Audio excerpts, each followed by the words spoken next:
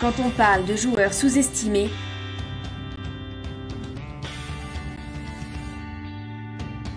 Socrate, le docteur du football, devance tout le monde.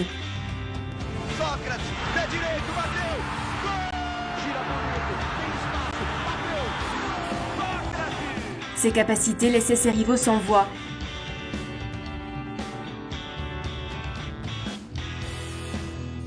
Il avait une signature bien spéciale, le coup de talon, avec lequel il humiliait tous ses adversaires. On disait même qu'il pouvait mettre un penalty de cette façon. Cependant, sa glorieuse carrière s'est terminée dans les abîmes, bien loin des projecteurs qu'il méritait et avec une grande frustration. Él era muy solitario, era un poco ermitaño, solitario, andaba fumando tabaco, recorría la cancha solo, caminaba antes del entrenamiento, parecía como extraño, como que se sentía un poco solo y a la vez con ganas de hacer algo que no podía hacerlo. Nos intrigaba la forma de ser de él, que era un tipo melancólico. Une carrière atypique.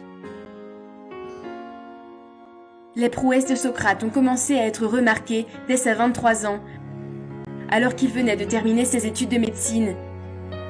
Et à Corinthians, il avait créé le mouvement politique Democracia Corintiana, dans les années 80, pourtant en pleine dictature. O fundamento era a democratização de opinião. Quer dizer, o grupo de trabalho, incluindo todas as pessoas que estavam envolvidas com o futebol, cada tinha voto para tudo. Então tudo era discutido. Toutes les décisions étaient prises ensemble, jusqu'à arrêter le bus pour aller aux toilettes. Et sur le terrain, il jouait comme personne. O rebote da Taliba, tem o doutor, trabalha de calcanhar para trás, toca essa rua, Mais la carrière de Socrate a laissé une grande dette derrière elle. Pour l'équipe nationale, il a sorti des pépites comme celle-ci.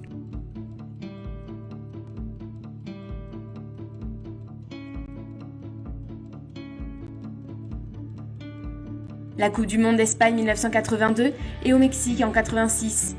Mais il n'a jamais pu gagner la Coupe du Monde.